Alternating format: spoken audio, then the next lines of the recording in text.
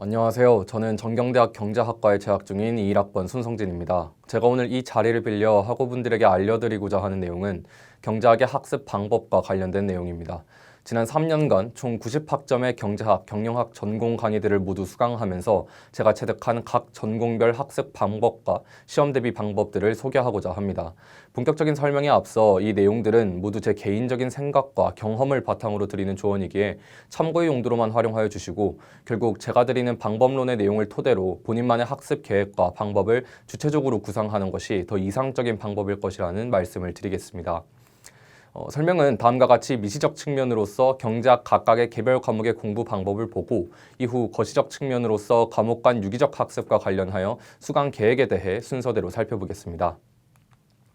우선 미시적 측면의 경제학 공부 방법입니다. 한마디로 요약하면 경제학은 주체적, 능동적, 적극적으로 공부하여야 제대로 공부할 수 있습니다. 사실 우리는 고등학생 시절 동안 공부해오면서 개념의 이해, 개념의 암기, 문제풀이를 통한 적용 등의 순서로 이루어지는 공부 방법에 너무나 익숙해져 있습니다. 경제학도 이와 개를 달리하는 것은 아니나 경제학은 철저히 개념의 이해와 문제풀이를 통한 적용에 집중해야 합니다.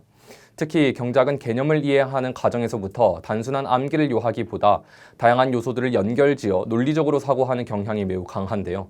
바로 이를 위해서 우리는 주체적, 능동적, 적극적인 공부 방식을 취해야 합니다. 먼저 주체적입니다. 주체적인 공부란 무엇이냐? 바로 수업을 열심히 듣는 것입니다. 경제학은 1회독, 2회독으로 모든 내용을 완벽히 통달할 수 있는 과목이 절대 아닙니다. 수업 시간에 열심히 필기하며 듣고 이해하는 것은 당연히 전제돼야 하는 것입니다. 경제학 수업의 특성상 앞 수업에 쓰였던 개념이나 수식을 이해하지 못하면 그 다음 수업조차 따라가기 버겁습니다. 결국 한 수업 한 수업을 따라가는 것이 연쇄적으로 이어지는 만큼 앞 수업에 대한 이해가 뒷수업 이해의 전제 조건이 되는 것입니다. 따라서 수업 시간에는 항상 집중한다는 생각으로 임하셔야 하고 그렇게만 한다면 따로 예복습을 하지 않더라도 시험 기간에 본격적인 공부를 시작할 때에 있어 어려움은 많지 않을 것입니다. 시험 기간을 맞이해 허겁지겁 공부를 시작해야 하는 주체도 실제 시험장에 들어가 시험지를 보고 풀어야 하는 주체도 결국 나라면 조금이라도 빨리 매를 맞아가며 공부를 하는 것이 우리에게 있어 최적의 방법일 것입니다. 사실 이는 너무나 뻔한 이야기일 수도 있는데요. 그럼에도 불구하고 이를 시작부터 강조하는 것은 아무리 좋고 훌륭한 공부법으로 시험 기간에 뒤늦게 따라간다고 하더라도 수업을 이해하며 주체적으로 따라갔던 사람과 그렇지 않은 사람 간의 공부의 능률은 차원이 다릅니다. 그만큼 수업을 열심히 듣는 것, 더 정확히 말해 교수님의 수업과 강의안의 내용을 실제로 이해하고 습득하며 수업을 매시간 듣는 것이야말로 가장 중요하고 우선돼야 할 자세입니다. 이 주체적인 공부가 되었다는 전제 하에 그 다음 본격적인 시험기간 공부 방법인 능동적 방법에 대해 살펴보겠습니다. 경제학은 주어진 개념을 맹목적으로 암기하고 그저 따라가기만 하는 수동적인 방식으로는 아무것도 파악할 수 없습니다. 논리적 설명, 그래프, 수식, 현실 사례, 이렇듯 적어도 4가지 이상의 구성 요소로 하나의 개념이 완성되는 경제학의 학문적 구조를 고려한다면 더더욱 그러한 수동적 공부 방법이 얼마나 무의미한지 감이 오시리라 생각됩니다. 실제로 중간고사, 기말고사 시험지를 만나보면 시험지에는 우리가 수업 시간이나 강의 안에서 다뤘던 그래프 혹은 수식이 그대로 나와 있는 경우는 매우 드뭅니다. 일례로 강의안에서는 수식 내에서 상수였던 것이 변수가 되어 있다거나 변수였던 것을 상수로 준다거나 식이 없던 변수가 갑자기 새로 생겼다거나 그래프의 X축과 Y축에 강의안에 있던 변수가 아닌 다른 변수가 있다거나 하죠. 즉 우리가 시험에서 맞닥뜨리는 문제를 마주하여 그 문제를 풀기 위해서는 강의안과 수업 내용을 수동적으로 암기하고 받아들이는 방식에 머물지 말아야 합니다. 그렇다면 어떻게 공부해야 하느냐? 그에 대한 해답이 바로 능동적 방법입니다. 일례로 우리가 수요와 공급이라는 개념 하나를 공부할 때도 수요와 공급이라는 각각의 개념을 문장식으로 설명하고 이해함과 동시에 그래프를 그려 곡선의 이동을 확인하며 변화 양상도 따져보아야 하고 수식을 통해 각 곡선의 식이 변인의 영향에 따라 어떻게 바뀔 수 있는지 또 그 곡선을 통해 우리가 탄력성과 같은 다양한 개념을 어떠한 방식으로 도출할 수 있는지도 모두 익혀야 합니다. 즉, 경제학에서 공부하는 모든 개념은 한글을 통한 논리적 설명, 그래프를 통한 시각적 설명, 수식을 통한 증명, 그리고 이와 연관된 현실의 실제 사례까지 적어도 4가지 이상의 구성 요소를 모두 연계하여 설명할 줄 알아야 합니다.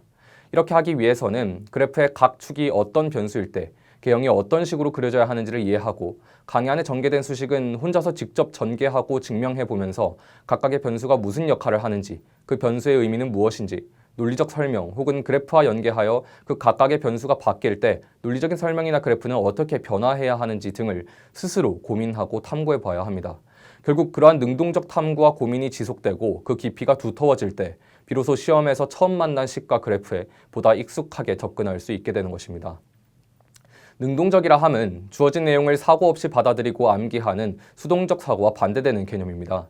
강의 안에 있는 식을 그저 외우고 그래프 모양을 외우기만 한다면 시험에서는 아무것도 할 수 없는 상황이 반드시 생기게 됩니다. 그래놓고 우리는 시험이 어려웠다고 불평불만을 늘어놓죠. 강의 안에 있는 식과 그래프가 그대로 시험에 출제된다면 그 문제를 누가 못 풀겠습니까?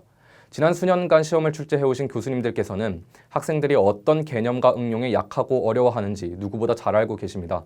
그런 교수님들의 시험 문제에서 우리가 우수한 점수를 얻기 위해서는 결국 능동적인 공부가 뒷받침돼야겠죠. 그리고 이 능동적 공부라는 것이 우리의 한계 성적 상승분을 높여줄 수 있는 가장 중요한 방법이기도 합니다. 한계 성적 상승분이란 제가 만든 말이기도 합니다만 말 그대로 공부를 한 단위 늘릴 때마다 증가하는 성적의 상승치를 의미합니다.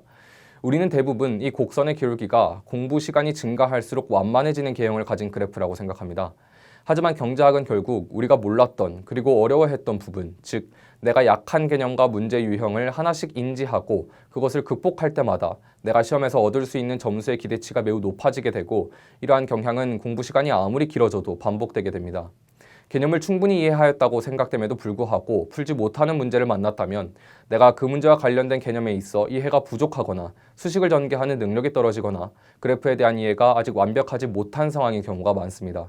이때 능동적 공부라고 함은 메타인지식의 방법으로서 문제를 통해 내가 구체적으로 어떤 부분이 부족한지를 확인하고 이를 통해 다시 개념의 이해 단계로 돌아가 내가 공부하던 방법에서 무엇을 더 보충하고 심화적으로 습득해야 하는지를 주체적이고 능동적으로 깨달을 수 있게 해줍니다. 여러분이 그동안 이러한 방식으로 한 번이라도 공부해 보신 적이 있으신지 궁금한데요. 실제로 저도 이 방법을 이용하여 각 과목을 공부할 경우 그렇지 않은 과목보다 시간은 2배, 3배, 그 이상으로 소모하게 되지만 그 결과 역시 훨씬 만족하게 됩니다. 마지막으로 적극적 방법을 설명하겠습니다. 앞서 언급했듯이 경제학은 그 개념의 이해가 결국 적용을 통한 문제풀이를 통해 완성됩니다. 시험 전에 한 문제도 풀어보지 않았다면 그것은 내 개념에서 어디가 부족한지를 아예 모른 채 공부한 것과 다를 바 없습니다. 족보가 있다면 매우 좋겠지만 족보가 없다 하더라도 각 전공 교재들의 테스트뱅크라든가 공무원 시험이나 CPA 등 외부 여러 시험들에서 경제학 시험지는 쉽게 구하고 찾아볼 수 있습니다. 그렇게 주체적으로 다양한 문제들을 직접 찾아보고 찾은 다음 내 시험 범위와 겹치는 문제들을 풀어봄으로써 이를 연습할 수 있는 것입니다. 경작은 그 학문의 정도나 깊이가 매우 넓고 실제로 많은 시험에서 시험 과목으로 사용되는 만큼 사실 찾아보기만 한다면 다른 과목들에 비해 굉장히 다양한 문제들을 우리는 접할 수 있습니다. 저의 경우 산업조직론 시험을 공부하는 과정에서 수업에서 사용된 교과서 내부에 있는 문제들 중 과제 문제와 흡사해 보였던 대부분의 문제들을 직접 풀었고 이외에도 구글에 해당 과목을 영어로 하여 시험지를 검색하여 보면 다양한 대학들의 동일한 전공 수업 시험 문제들을 쉽게 구해볼 수 있습니다. 결국 족보가 없다고 하더라도 우리는 충분히 인터넷 서칭을 통해 문제들이 대략적으로나마 어떤 식으로 출제가 되는지를 경험해 볼 수 있고 이는 실제로 시험장에서 큰 도움이 됩니다. 경작은 개념의 이해와 적용을 통한 문제풀이라는 두 단계 사이의 괴리가 상대적으로 매우 큰 과목에 해당됩니다. 개념을 잘 이해하였다고 하더라도 처음 보는 유형의 문제를 곧바로 풀어내기에는 쉽지 않은 것이 사실입니다. 더군다나 문제의 난이도가 높다면 대체 어떤 식으로 접근해야 할지 막막한 경우조차 있죠. 그렇기 때문에 더더욱 시험을 치러 가기 전에 유사한 문제들을 많이 풀어보고 내가 비슷한 문제를 마주했을 때 어떤 단계로 이를 접근해 나갈지 고민하며 공부해야 합니다. 강의 안에 있던 수식의 모양을 바꿔본다거나 변수를 상수로, 상수를 변수로 해본다거나 강의 안에서 구해야 했던 목적 결과값을 주어진 조건으로 하고 식의 변수를 구해본다거나 그래프의 축에 속하는 변인을 내 맘대로 조절해보고 식의 변수가 바뀔 때마다 그래프가 어떤 식으로 변화할지를 능동적, 주체적, 적극적으로 공부해야 합니다. 그렇게 공부할 때 비로소 개념의 이해라는 것이 완벽해져 가는 것입니다. 지금까지 하나하나의 과목을 공부하는 미시적 방법론에 대해 설명드렸다면 남은 시간 동안은 거시적인 경제학 공부 방법에 대해 살펴보겠습니다. 경제학은 크게 미시, 거시, 계량으로 나뉩니다. 즉 미시경제 분야에 속하는 강론들을 공부하는 데에는 당연히 미시경제 이론의 주요한 개념들이 필요하고 거시경제 분야에 속하는 강론들은 거시경제 이론의 내용들이 계량 분야 역시 마찬가지가 될 것입니다. 따라서 내가 아무리 노동시장론이나 산업조직론, 국제무역론의 수업을 열심히 들을지라도 미시경제이론에 대해 무지하다면 수업을 따라가기 힘들 수밖에 없습니다. 그렇기에 미시경제이론, 거시경제이론, 계량경제학 1을 수강할 때 사용했던 강의안이나 공부 내용들은 버리지 마시고 모아두었다가 추후 강론을 공부하는 과정에서 필요할 때 찾아보는 용도로 활용하시면 좋을 것 같습니다. 이에 더해 경제학은 다양한 강론들로 구성이 되지만 그 강론 하나하나를 보았을 때 완전히 독립적이지는 않습니다. 노동시장론에서 보는 노동생산성과 노동요소의 개념들이 국제무역론의 노동생산성 관련 파트에서 동일하게 쓰이고 화폐금융론의 통화정책과 시장 간의 영향을 공부할 때 거시경제이론에서 배우는 각 시장 간의 영향 내용이 많이 도움이 됩니다. 즉, 각 강론들은 서로 별개의 독립된 분야라기보다 같은 도구와 방법론을 사용하되 어떤 종류의 시장에 더 초점을 맞추고 있는가만 다를 뿐입니다. 따라서 수강 신청을 하실 때 각 과목들의 강의 계획서를 잘 읽어보시고 비슷한 개념이 사용된다거나 배우는 내용이 겹치는 강론들이 있다면 그들을 같은 학기에 들어보시는 것도 공부하실 때 큰 도움이 될 것입니다. 실제로 저는 한 학기에 노동시장론, 국제무역론, 거시경제이론, 화폐금융론을 모두 수강하면서 4과목 각각에서 겹치는 내용들을 조금씩 동시에 배울 수 있었고 그러한 겹침은 결국 저의 개념 이해를 더 두텁게 만들어주어 큰 도움이 되었습니다. 하나의 과목만 따로따로 공부한다는 생각보다 여러 강론들도 연계하며 공부한다는 차원에서 경제학의 공부에 집중할 때 그리고 미시경제이론과 거시경제이론의 기본 개념들은 항상 필요할 때마다 꺼내보고 찾아본다는 생각으로 접근할 때 개념의 이해와 문제풀이를 상보적으로 연계하며 언제든 누군가에게 문제의 풀이 방법을 개념과 연결지어 논리적으로 설명할 수 있는 수준에 이를 때 비로소 우리에게도 경제학 전공의 A뿔 학점은 가까워질 것이라 믿어 의심치 않습니다. 오늘 말씀드린 이런 방법들이 매우 복잡하고 어렵게 느껴질 수도 있습니다. 저 역시도 처음에는 경제학 공부가 막막했고 어려웠기에 그 느낌을 조금이나마 공감할 수 있습니다. 하지만 결국 내가 경제학과에 온 만큼 경제학은 남들보다 잘 익히고 나간다는 마음가짐으로 공부에 최선을 다하시면 머지않아 발전하는 나의 모습이 느껴지리라 생각합니다. 정리해보자면 첫째, 주체적 공부. 수업 시간에 충실히 수업을 들으며 내 이해의 수준이 수업에서 뒤처지지 않도록 하는 것이 기본 조건입니다. 둘째, 능동적 공부. 시험 기간이 되면 다시금 수업 내용들을 정리하면서 개념을 이해하되 이때 이해는 논리적 설명, 그래프, 수식, 사례 이렇게 적어도 4가지는 모두 연계하여 이해할 수 있도록 노력해야 합니다.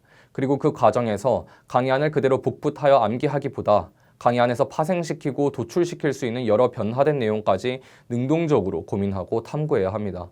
셋째, 적극적 공부. 이후 개념을 모두 이해하였다는 생각이 들면 적극적으로 다양한 각종 문제들을 찾아 풀어보면서 나에게 부족한 개념 및 능력을 확인하고 이를 다시 개념 단계로 돌아가 보충하는 메타인지를 반복합니다.